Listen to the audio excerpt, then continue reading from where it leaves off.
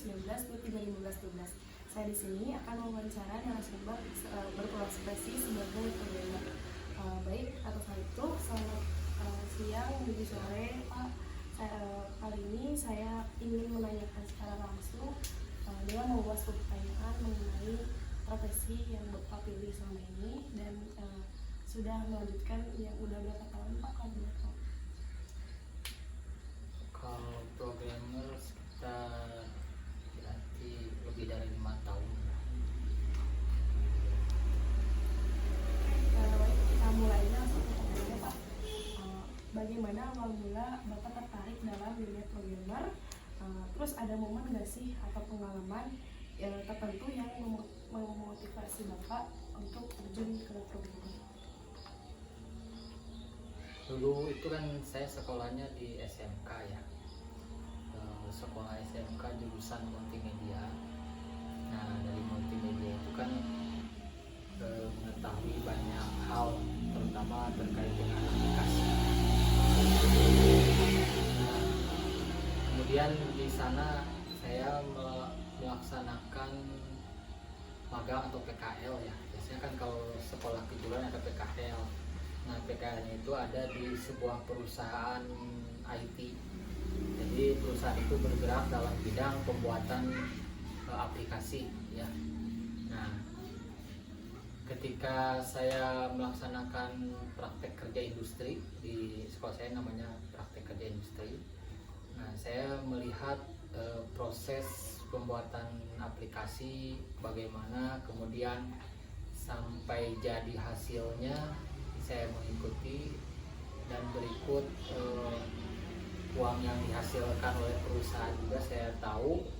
Nah, dari semenjak saya SMK saya sudah tertarik untuk membuat aplikasi, tapi karena jurusannya multimedia tidak memungkinkan, kecuali harus jurusannya yang rekayasa perangkat lunak kan. Dari sanalah dilanjutkan ke jurusan informatika di kuliah. Dari sana jadi udah mulai berawal dari sekolah SMK tertarikannya gitu. Berarti sejalan sama pendidikan ya, Pak. Untuk pertanyaan selanjutnya, bisa Bapak ceritakan secara singkat mengenai perjalanan karir untuk bisa mencapai posisi programmer atau mengambil profesi saat ini? Ketika saya praktek kerja industri, saya banyak ditugaskan untuk membuat sebuah presentasi, tetapi presentasinya harus interaktif. Nah, di sana saya dituntut untuk membuat sebuah aplikasi yang memudahkan untuk menghasilkan presentasi yang interaktif. Nah, dari sana saya melihat ternyata banyak diberikan tugas-tugas yang berkaitan dengan pembuatan software gitu. Nah, tugas-tugas itu memang tidak diajarkan di sekolah saya karena jurusannya bukan itu. Nah, dari sana setelah praktik kerja industri saya diberikan kesempatan mau lanjut nggak untuk magang. Nah, di sana saya lanjut magang lah 1 bulan. Jadi di luar PKL lah, di luar PKL SMK saya magang tanpa dibayar, jadi gratis. Tetapi dari proses magang saya dapat banyak ilmu. Nah, setelah mendapat banyak ilmu, saya coba-coba bikin aplikasi-aplikasi sederhana. Kemudian setelah lulus dari sekolah menengah kejuruan, karena ada waktu jeda sebelum masuk ke kuliah. Nah, waktu itu saya buat aplikasi, salah satunya aplikasi Internet Tasikmalaya.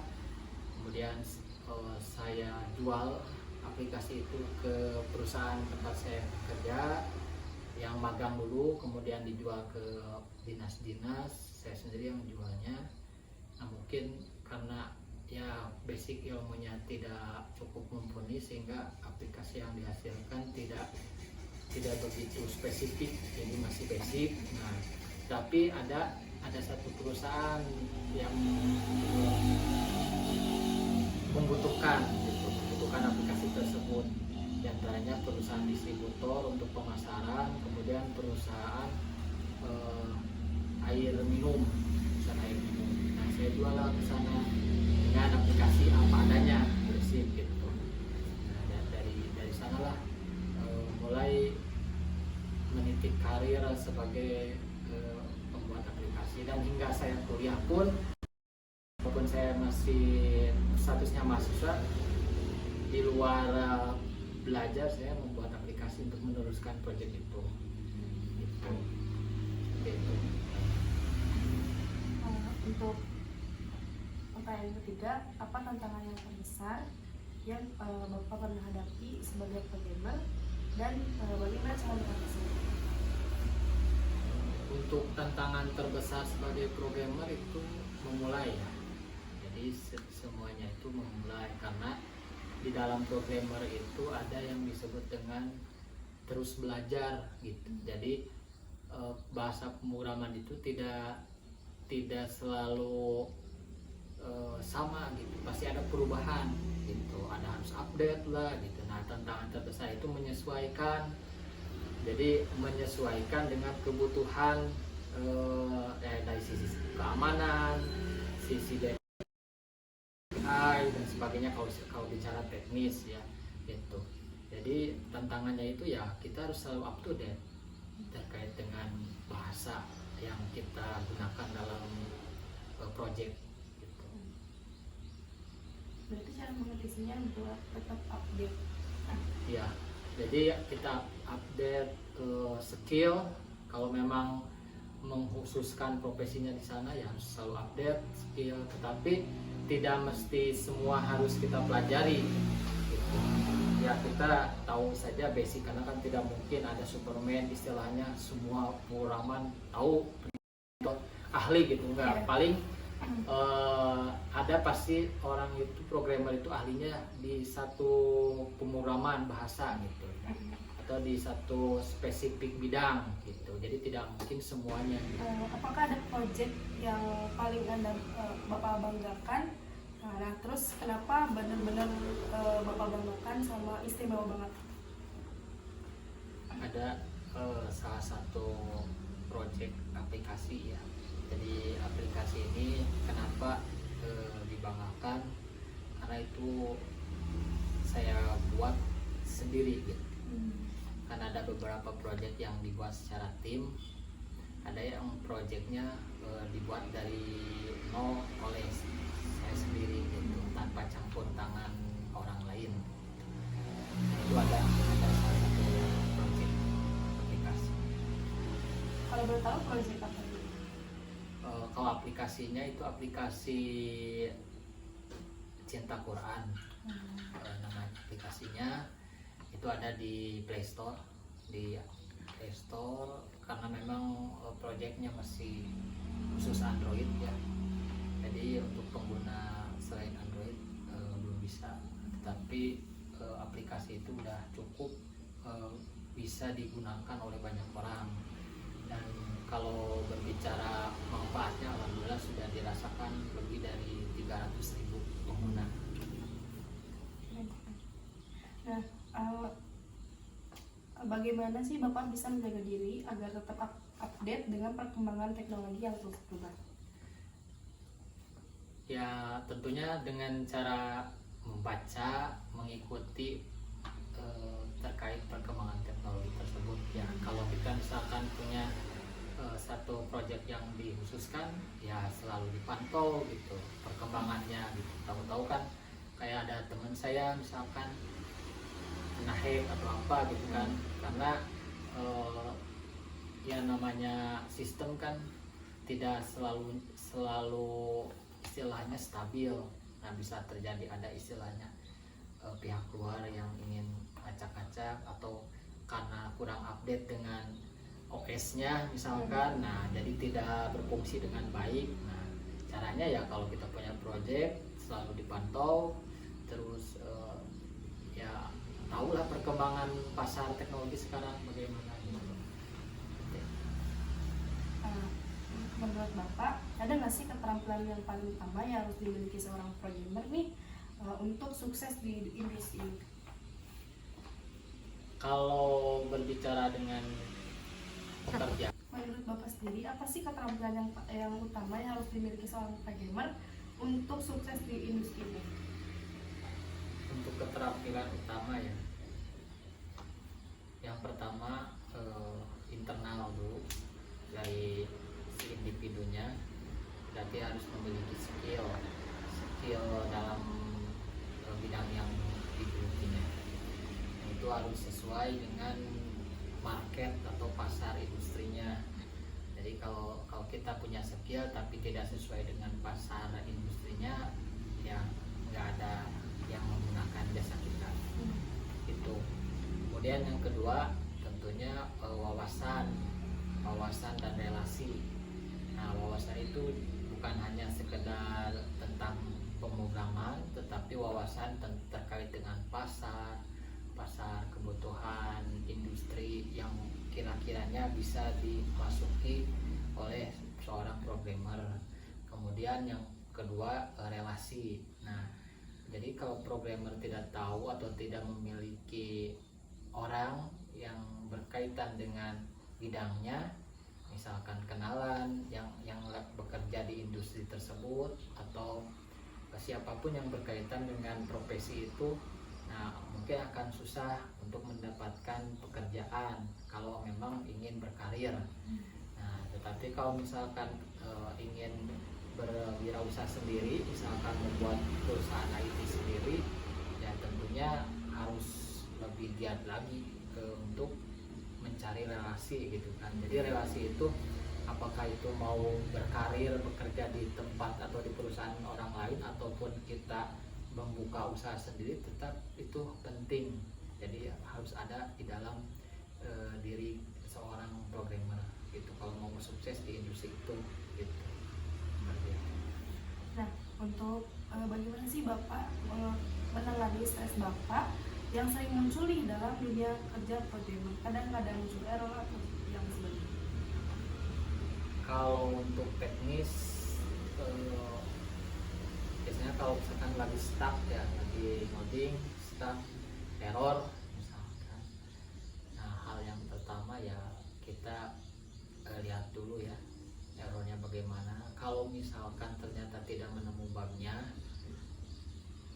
nggak ketahuan ini kenapa, tanya coba yang berpengalaman, yang sesama programmer. Mungkin kita baru mengalami, nah mereka yang udah mengalami duluan, nah biasanya suka ada tuh yang lebih mengalami, nanti kan dikasih tahu cara menanganinya gitu kan. Nah kalau stres ya nggak hanya programmer, di setiap bidang usaha, setiap bidang ya itu pasti ada stres sendiri. Tapi biasanya kalau programmer stres itu lebih ke tekanan dari atasan atau dari owner project.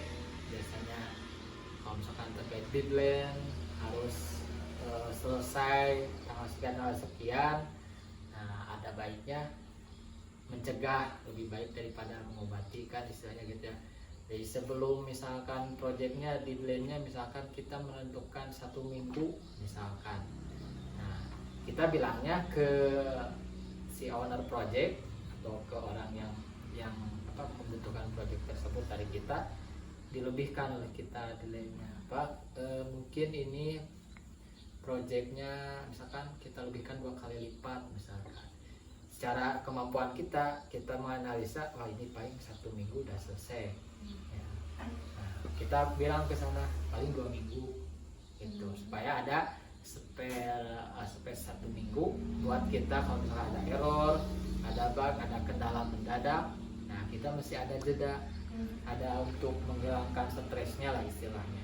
Jadi jangan dibiasakan waktunya harus tetap wah ke 1 minggu, udah 1 minggu bilangnya ke si proyeknya. Nah, jangan, tapi kita kasih misalkan berapa, kalau misalkan proyeknya 1 bulan, kita bilang ke ownernya 1,5 bulan atau 2 bulan gitu. Nah itu untuk mencegah stres dari tekanan itu gitu ya.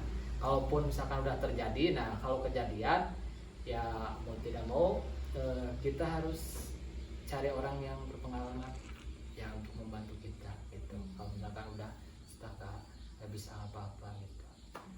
Eh, eh, buat Bapak sendiri, buat nasihat untuk para calon-calon programmer nih kayak aku yang tertarik di dunia kerja, apa aja sih yang harus kita punya untuk terjun ke profesi programmer?